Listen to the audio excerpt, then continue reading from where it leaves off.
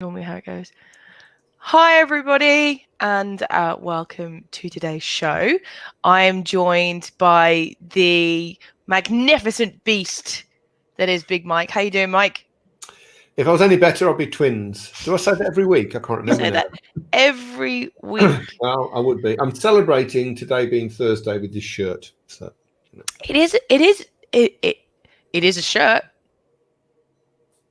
and I'm wearing it. Who's got two thumbs and doesn't give a shit? Mike Ames. Oh, the S-bomb's been dropped. The S-bomb's been dropped. Oh, And dear. of course, our guest today is the wonderful Steve Guest. Hi, Steve. How are you today? Hi there. I'm very well, thank you. Thank you for having me on the show. It's always a pleasure. You know, this is the second time you've come on, and we've just arranged for you to come on a third time when your new book comes out. So that's going to be great. And I really like it because we do quite a few bits and bobs together, don't we, Steve?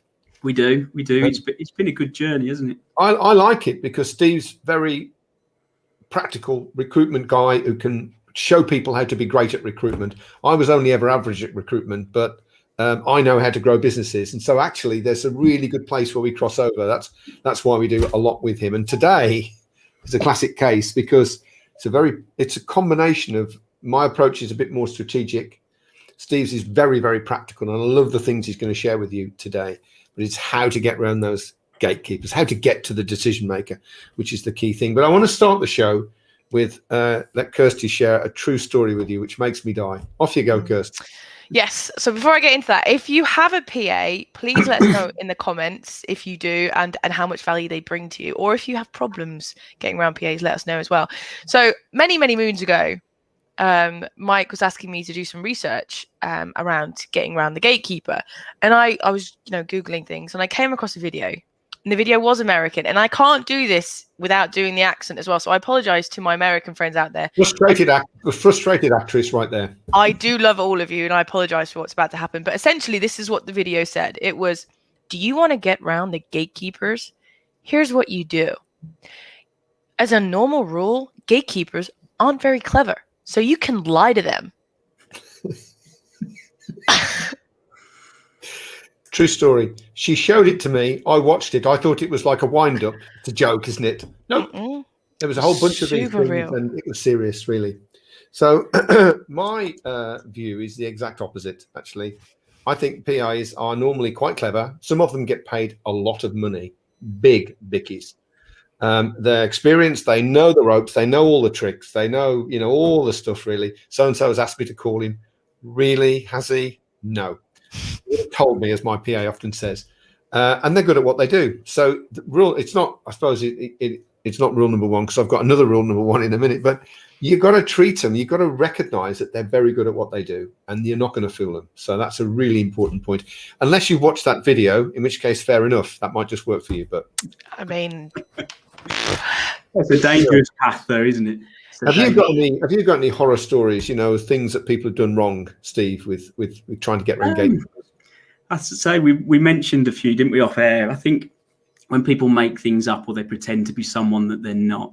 I've certainly worked with people that have pretended to be other people to get in with clients, and then they come unstuck when they get to the conversation point because they're not who they say they are, and it's a short, sharp shrift, isn't it? Because they've got there under.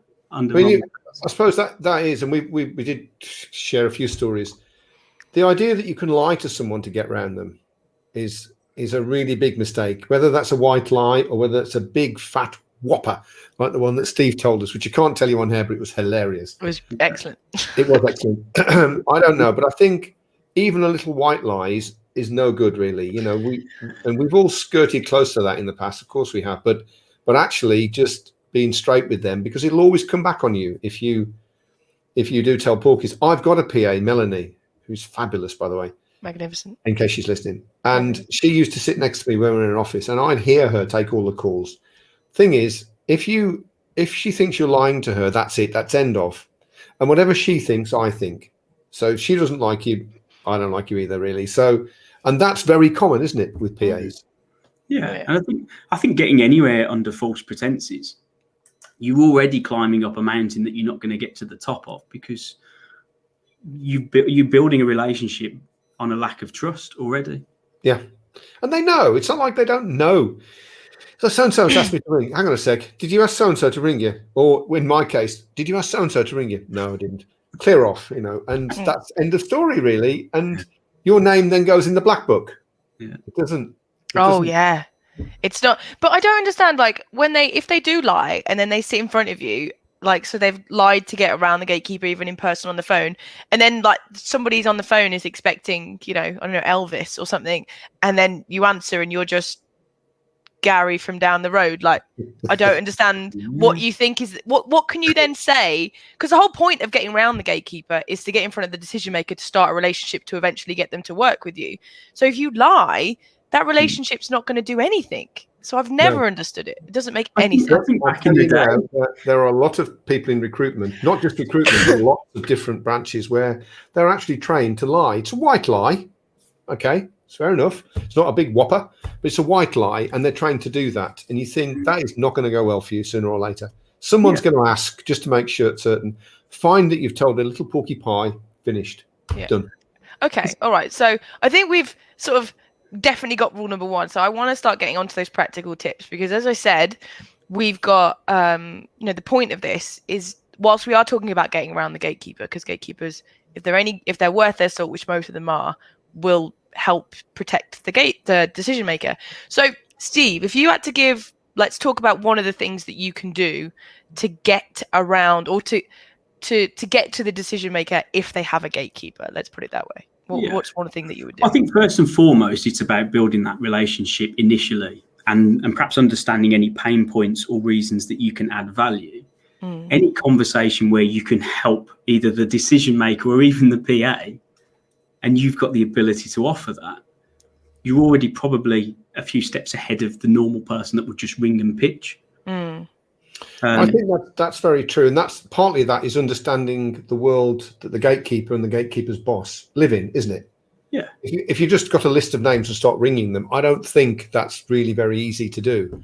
You kind of have to dig in a little bit. Like, I saw this happened, and I wondered if so and so would like to speak to me about it, or we've got something which I think would help her to get around this problem, whatever it is. You're more likely to get, at least, because the idea really is to get the gatekeeper to check with his or her boss. I mean, that's the thing. I mean, the chances of being put straight through, if they're any good, is pretty slim, really. So even if you don't get put through, even if you don't get put through and the gatekeeper does their job and says, look, we don't have that need, or we're not willing to discuss, or I can't put you through, the fact that you've got something of known value still doesn't mean that the conversation doesn't go further. No. Just doesn't go further at that moment. And therefore, you've still got a way in if you've got something that they need or want, or you have a value.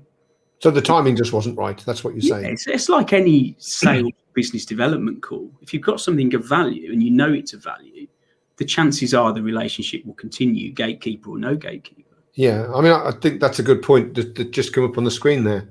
Be friendly, of course, but it's what you're saying as well. It's a relationship. It's over time. I remember, do you remember, Kirsty, we did that chocolate campaign a few years back? And I do. I won't bore you with the details, but part of the campaign was to send some chocolates through to the boss. So we sent it through, and I rang at the end of it, the end of the process, to kind of speak to whatever his name was, and got through to his gatekeeper. And she was having none of it at all. No, he's busy. No, he's not available, all that sort of stuff. Well, I mean, she should have just said, do you want to speak to you, you loser?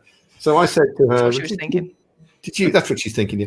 Did she? Did you get the chocolates? Did you share them with you? What chocolates? Well, he got a box about, I don't know, 3-4 days ago through the post. Yeah, well, those chocolates. I sent it for him. I assumed he would have shared, but he didn't.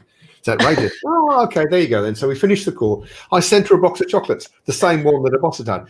I rang up the following week. Did you get your chocolates? I did. They're lovely. I said, I don't suppose he's around. Well, he's not, but he's free. I can remember the time now, 11:30 on Friday. Ring. I'll keep that clear. Ring in and I'll put you through. And she did. So I think this concept of seeing gatekeepers as people, they're just as important in my mind. Everyone's the same importance, really, just that some people can do more for you than others. Yeah. But what your gatekeeper can do is open the gate and let you to someone that perhaps has got a stream of revenue, and therefore they're important, and therefore you should build a relationship with them. Most important, I think. Yeah, I've got a similar story where they're actually a key client of mine now, and I couldn't get past the gatekeeper. She was very good at her job, and no matter what tactic or trick I tried, I couldn't get past. And I think I'd tried over a period of, 12 months maybe. And I dropped in by the offices I was driving past anyway, and purely dropped in to see the gatekeeper and just say, I just wanted to put a face to the name. You've prevented me from talking to the person I want to talk to for 12 months. So I thought I would just come in and say hello. And that then led on to a better, more informed relationship. Yeah. That actually gained trust. And I later found out that actually the director made decisions on what recruiters they worked with based on the feedback that the PA gave on their, I suppose, capability and ability to talk to her in the right way, keep it polite and professional, and not try and do things to circumnavigate the process. Yeah, I think that's very important, because we have the same here. I won't deal with anyone that doesn't like Mel or Mel doesn't like. Mel doesn't like more than my life is worth, really, because I wouldn't get to speak to them very often. Can you ring so and so? Yeah, I'll do that for you. Yeah. Not doing it really. So can you put a meeting in for Thingy Bob? Yeah, I'll do that. No, I'm not doing it. So. But I think that comes down to one really important point, which is a lot of the time, and we even sort of did it in the sentence of this, which is it's to get around the gatekeeper. When in actual fact, it's to sort of go through them, to sort of build that relationship, understand that they're just the first step in the process. They're not something to ignore, or they're not an inconvenience. They're actually ultimately somebody who can help you, because they are trusted. You know, if Mel says to Mike, you need to listen to this, Mike will at least listen to it. He may not agree that it's going to be useful, but Mike will always listen to Mel when she suggests something. She'll send me things sometimes. I've just had this. I think you should look at it, and I do. Because I trust her, and that's the relationship between a gatekeeper and the person that gatekeeper looks after is usually quite strong. And there's a lot of trust involved in there. So if you don't like him, I don't like him. If you like him, I'm probably going to like him. If they've got something you think is interesting, I'm probably going to think it's interesting. And I think that's one of my tips.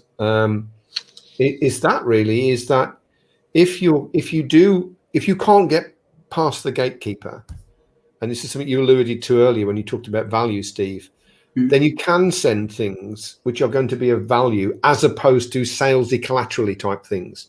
So when they say, oh, well, put something in the post or send me an email or something, if you start to put something together which is valuable, a little different content, really, an invitation to an event or an exclusive roundtable or whatever, then actually that's going to stand much greater chance of really getting through, because as Melanie does for me, I've seen this, I think you might like to go to it. Oh, let me have a look. Oh, yeah, that's good. Make it so, please. And she will make it so. And that's very, very common. So I think you're right, Kirsty. It's not going through, is it? It's going, it's actually going, well, it's not going around. It's kind of going with, hey, yeah, that's better. Through hands, walking to the next level with them. As recruiters, we're not here to tell the client what process they need to work through. Yes, we might have our own ideas, but we're here as an extension of the businesses and clients we work for. We're not here to circumnavigate the processes. We're here to complement what they do and find them value and staff and everything else along the way. You have to conform, because the only loser there is going to be us as recruiters if we're seen to be doing things to the detriment of the staff that are already there. But you said earlier, again, when we were off air, you still have to be confident, though, don't you? Yeah. When you speak, it's better to ring in and be confident about it, not lie and pretend that John or whoever it is waiting to speak to you or anything, or was expecting a call, or any of those old turkeys. But it is very much, like it says there, can you put me through to John, please? You said it so much better than me, actually. I think as a salesperson, if you ring up and you're not confident or you're not self-assured, gatekeepers can pick up on that. They can pick up on the sales element, they can pick up on your tone of voice, and they can pick up quite often that you're a recruitment consultant. And you'll often hear that, is this a recruitment call? Yeah. And the moment they say that, you're like, oh my God, the phone's dead. This is it, we're done. And you've got to be able to convey that it's an important message, but say something confidently enough to say that the relationship is already there. Whether you know them or not is kind of irrelevant. So can you put me through to John, please? Is definite. Yeah. It's not questionable. And it's not saying, oh no, John, it's not saying that at all, or even implying it. But you can't be in control what someone infers from your statement, as I've been taught on numerous occasions. Really, I mean, I think it's just basically being confident. You know, I've got something which is important to say, and I want to say it to him. Yeah. What would you say when someone says, "Are you a recruiter?" or "Are you a whatever you are?" What? How do you kind of deal with that then? To be honest, it's been a long time since someone said that to me. To be fair, I would generally just be honest. Yeah. That's what I am. I'm a recruiter, and I would perhaps give a little bit of, I suppose, history in terms of me. So I've worked this market for 15 years. Just saying that separates me from everyone else. They know I know what I'm talking about. Okay. I do have a question that I think is it's quite interesting.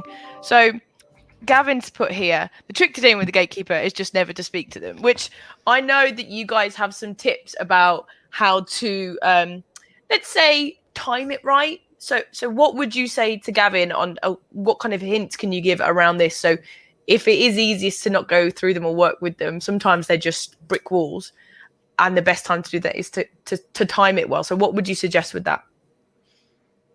Steve, I'm going to come to you. Sorry, yeah.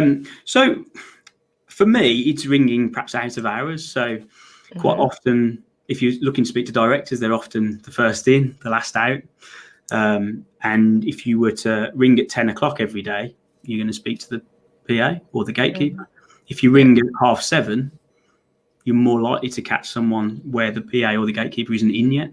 But I remember back in the day, I used to deal with a lot of industrial companies, and they used to put the out of hours. They'd put the phone through the security on front gate. Hello, security here, and could you put me through to so and so? He's just turned up. I'll put you through, because they don't do gatekeeping security. Now I don't think it's quite like that anymore, but quite often it will go through to somebody that will just put you through. It's fine, and that's what it does. And I think that's really important. Early and late. Some people are early starters, and some people are late finishers. They quite often work different hours to the people that look after them, particularly gatekeepers. So if you can ring in at that stage, that's so much the better. Also, I think if quite often the PA will give you their email address. It's very common to do that. So I'd like to send something through to Alice. Would you give me Alice's email address? Well, you wouldn't say that because you already know it, because you can get it from like a million places. So the deal is to actually come out and say, if I sent it to you, would you forward it on to Alice? It's like almost a sigh of relief. Yeah, I'll do that, right? And they will actually, bless them, in some cases. So what's your email address? Send it to them. If you send emails to that person in key summer times and you get a bounce back, you know that the PA isn't there. Now, you could say that's sailing very close to the wind. I don't think it is. I think it's fine. I think you're just using the intelligence to ring up when that person is not there, and then you're more likely to be able to get to the person that you want to. And we've used that a lot over the years. And it's the nature of sales, isn't it? I think it is, yes, you've got to follow the process. You've got to do things in the right way. But it's not your fault if you happen to ring at a time where the gatekeeper isn't there. No. You're just utilising the techniques that are available to have a conversation. So what a coincidence. It is. I mean, I've got a slightly more strategic view on this as well, because I haven't made a cold call for yonks, like yonks and yonks and yonks, but I make lots of first calls, as we always do. I know Kirsty's bursting because we've had some comments come in, but I'll just quickly tell you this thing. The way to avoid making a cold call where you have to go through the gatekeeper is to make a warm call. So the person you're going to call them is expecting it. So introductions, of course, are very easy to not bypass the gatekeeper, to work with the gatekeeper. Because if you're sensible, you'll get that person's notification on the email exchange that you have. So typically would go something like, okay, it's great to, let's speak. Let's do that then. Do you have a PA or a gatekeeper? Yes, I do. Would you mind just copying him or her onto this email, please? So that they know this is happening. So it's no longer a cold call. They're expecting it. They know it's coming in. And the same if you build a relationship with someone online, which is my thing, build a relationship on LinkedIn with the actual decision maker. And then it's very easy then, if you do that, to get to the stage where it's sensible to talk. It might take some time, but it's sensible to have a conversation. And so then it's, well, you can either get the mobile number, which is obviously you don't need to get through the gatekeeper, or if they say, no, just ring me on the office number. at least then you can actually say, yeah, they are genuinely, I know this sounds like a line, but they are genuinely expecting my call. You can check if you like. Yeah. And it just takes away the need for a gatekeeper to be a gatekeeper. Yeah. And I use that, I still use that all the time. Okay, we've had some really good questions. So Sam has brought this one up, which is, I believe the time that it came through was when we were referencing sort of calling up and getting around. So Sam, please correct me if I'm wrong on that. But I think part of this is if you're ringing up continually just to pitch, then I think that is sort of infringing. No, you can ring businesses. You can't ring consumers or small companies. Right. So you can ring a business, but okay. You can ring someone if excuse me, if their job would imply you're basically ringing the role, you're not ringing the person. Right. I mean, you can't, you're obviously asking for the person, but they're head of so and so. It's okay to call them and it's okay to email them. It's not. Right. It doesn't infringe GDPR. Yeah. But what I would also say is doing that isn't going to get you results anyway. So I mean, throughout the whole of what we've been speaking about is those people who are just ringing up to be like, I offer recruitment. Do you need anyone? Or this is what I offer. Do you want it? It's not in the 90s right there, Kirsty. It was you in the note. That was my impersonation. Where did I got the accent from? But anybody who anybody who's doing that isn't gonna manage to get it anyway. Whereas if you're doing, you know, what Steve's been saying and what you've been saying, Mike, which is build a relationship, build trust, understand what their needs are, and if you can actually help them figure out whether your USPs match that client's need and build it in a different way where you're sort of building the relationship before you start pitching, that's a completely different conversation, and that's where it's going to be successful. If you can make the PA laugh, right, not by telling them jokes on the first call, but if you can make them laugh, you're halfway there, because it means you've got a relationship with that person then, definitely. Yeah. Okay. Perfect. So we've had another one, which is so Gavin's basically said that you're assuming that the gatekeeper's thinking on the same level as the decision maker. This could happen sometimes, but it's rare. So a lot of times gatekeepers are there to just say no, to just be like, his diary is this. Yeah. I'm not getting. What would you say about those kind of people who were just getting that kind of reaction? Steve, you want to go first? I've got a response. Yeah. I mean, I agree with some of the sentiment within that, and sometimes the PAs or the gatekeepers won't know what the hiring managers or the decision makers are thinking or what their long-term plans are, which is why I think you have to have the balance of still speaking to decision makers and following the process. I still do that now. If I'm trying to build a relationship, you have to follow the process more intently because you don't want to annoy anyone or do anything you shouldn't do. But even when you're in the process and you're dealing with businesses, the importance is to still have the same conversations with both parties and explain to the PAs and the gatekeepers, look, I would like to keep in touch with the decision makers because it's important to build that relationship and still understand at the forefront what they would be looking for, even if it's down to personality things and who would suit their teams. You've got to have the balance. But in the interim, if you can't get to that decision maker, you can only go through the gatekeeper or the PA. Then that's what you've got to do.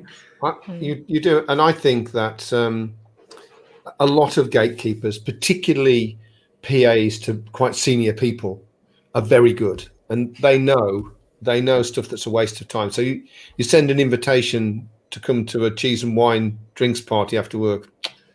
Well, don't think so necessarily. Or no, don't think so. You send an exclusive where there's 6 people going to be at sit at a meal and have a speaker, or 12 people to have a speaker, much more likely to get that pass through. Still not guaranteed they're going to come, but they can judge. They can judge with value and value. I think the other thing is, I can't remember a single instance where I've said when they won't let me speak to them, and that's fair enough. But like you said, Steve, well, okay, is it okay if I send you the odd thing that you could pass through? No one's ever said no to me. Whether they do pass them through, of course, different kettle of fish altogether. I suspect not. But the idea is that if you keep sending good quality stuff, some of it will get through. And because this is the other really important point here, most of your competitors won't bother. They don't produce good content. They're on the end of the month, they're month-end warriors. If I can't sell now, I've got to move on to the next person. You'll just lose them. They'll just fall away. The field is very small for you if you put effort into the PA. It's very small. And if you keep doing the right thing and being courteous, and as Steve says, get to know them as people, hey, why not even call in? I've never thought about that. Bit weird, I suppose, old bloke young lady, perhaps, and maybe a bit weird for me, but I don't know. But not for you, mate, because you're a good-looking guy. But the thing is, you're making the effort to separate yourself out. Yeah. That does count. I'd love to get Mel on here, but she wouldn't come on the show. No, I'd love to get her on here because she would tell it the way it is. We could perhaps interview her, actually. We could try. I've just thought of another small story, and there was another client that I couldn't get through to, and the PA was very good, and ultimately I went to a construction awards night, and the director was there having their own table, and there was a couple of recruiters with me. We sent over a bottle of champagne to the client, the director, just to say that's for your PA because she's prevented us from talking to you for some time. And he came over to then talk to us, and we said it's just all credit due because she's done a job, but we know that value. We've got a conversation, and then the client goes back to the office and talks to the PA, which builds that relationship. Yeah, and I presume you got in at some point. I once interviewed the guy that at that time ran Eversheds. He was the #1 guy, CEO of Eversheds. Same kind of story, really. Couldn't get anywhere with them at all. And I used to do business with Eversheds. Couldn't get to see him at all, nowhere near. And he was speaking at an event that I was also speaking at, and went up afterwards and said, "Look, I really would like you to come on the show, but your PA is very good." It was a compliment to her, like you did. He was very good. She won't let riffraff like me anywhere near you. And he said, "Oh, I'll leave it with me. I'll sort it out." And I interviewed him, and actually that was one of the best performing blog posts. It wasn't a podcast in those days; it was a blog post. But because, like you say, creativity and thinking out the box. Not against them, don't you?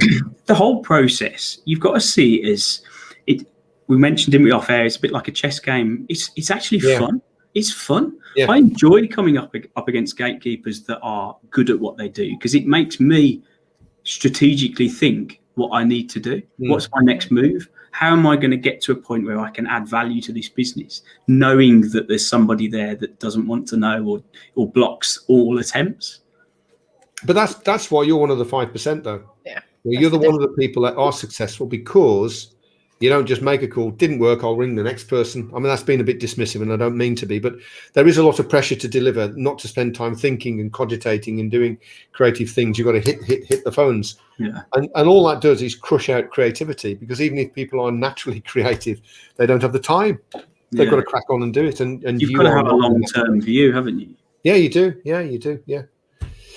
I do have one final question that I wanted to just get your guys' opinion on.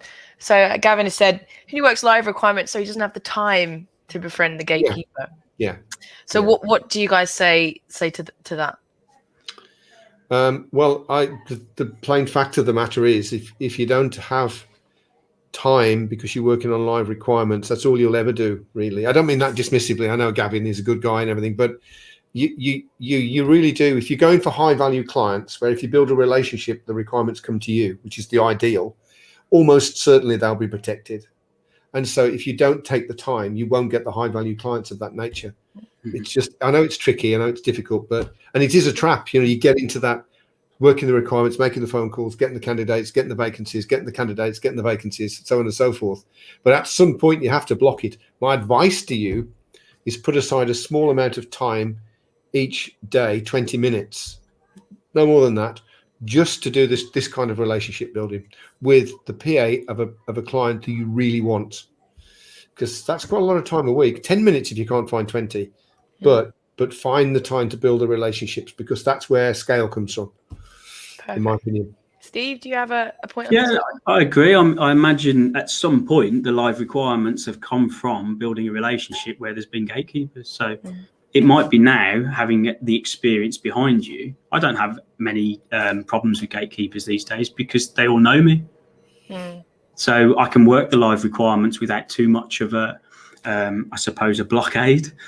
And it's different if I was new. If Gavin started recruitment today, he wouldn't have any live requirements. So he's got to go through gatekeepers and build those relationships so people have that trust and credibility. So I would also say as well, true scalability comes from, yes, gaining new people, but also retaining your current ones.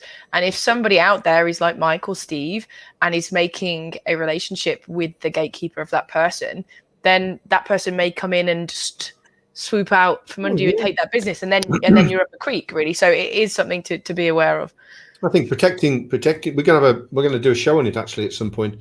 Protecting your existing client community is crucial, and a PA plays a part in that if they let people into it. And Gavin is a good sport. He says he does hate being a top biller. Well, okay then. Okay then. Maybe you should come on the show, Gavin. Get Gavin on the show, Kirsty. I will do. All right. Okay. So, I mean, we have had a really good show. So in a second, I'm going to come to both of you for a final sort of comment and final thing for people to think about. But I think the biggest thing that's come across from this is twofold. Is one, to massively respect the gatekeeper. Both of you today, when you've been speaking, the gatekeepers haven't been an annoyance. They haven't been, like almost a problem to overcome. They are part of the process, and they are an important part of the process. They are respectful, and they can be on your team. They can be a real benefit to your sales process if you do it properly. And the second thing that I think we've come across this is be creative. And I don't mean be creative with the truth. No. I mean, be creative in ways that you can develop those relationships. Just ringing up being like, I'm selling, are you buying, is not going to be good enough. And so coming up with tactical ways to get around it, because Sam's just made this very good point, is that cold callers have driven gatekeepers to be stronger, and they have. So you have to be smarter, right? And that's not to trick them, it's to build relationships. And I think that's a really, really good point, Sam. Thank you very much for making 100%. it. Yeah. 100%. So final tip, Steve, I'm going to come to you first. What's your sort of, people are watching this, whether they are experienced and coming up about gatekeepers now, because I imagine a lot of people are on phones, or whether they are new in sort of recruitment and have been, struggling to get around them. What's your piece of advice? I think my advice would just be to embrace it. They're an important part of the process. Have fun with it, but see it as a long-term process. It's about building that relationship, that trust. Be ethical, be honest, be hardworking, and still deliver, even if they're not the decision maker. Call them when you say you're going to call. Okay, you won't put me through, but I am going to give you a call in 4 weeks and check up on where we are and see if you'll let me past it next time I call. I think gatekeepers as a term is hard. Human beings, being human beings self. I've got a million things that I'd like to say, but I can't. I know, because we're over time already. Over time. I'm just going to go. I think. Well, I'm going to reserve the right for two, because this is my show. Is it? Okay. Well, the first thing is something I've already said, is to build a relationship with them. And it echoes what Steve said. They're human beings. They're probably cleverer than you think. They're trying to do their job the best that they can, the job that they've been given. So you've got to work with that. Treat them with respect, build a relationship with them, and you'll be amazed how they can suddenly flip and be on your side. Amazing, really. And the second thing is, if you're lucky enough to have a PA or someone in your business that does that, if you create peer-to-peer, so my PA, Melanie, will often create a relationship with the PAs that I want to speak to. She's the one that arranges my calls and meetings and various things. So the stronger that relationship is, the more likely you are to get what you want from it. And there's nothing untoward. Melanie's the most genuine person ever. So she's actually building a relationship because she wants a relationship with them. Massively powerful, hugely powerful. Yes. I need to get myself a PA then. I think you do. Yeah, I think you need one, really. I think you do. But not Melanie, obviously. No, she's asked. You can't have her. Right. So thank you, everybody who has watched this today. I hope you've enjoyed it. If you have your favorite tip that you've taken away today, or if you've got some of your own to share, please let us know in the comments. Even if you're watching a recording of this, we like to see them. Thank you so much to Steve today. Always such a great guest, and you added a lot of value today. So thank you so much, Steve, for being here. A pleasure. Thank you for inviting me. No worries. And then next week, we're going to be looking at a topic that's quite hot right now, which is how to attract candidates, because I know there's a shortage. So we're going to be talking about how to attract candidates. And we've got guests. The marvellous Sorella Crouch, I think, haven't we, next week? Yes, we do indeed. So please join us for that. So without further ado, enjoy the rest of your Thursday, and we'll see you next week. Bye.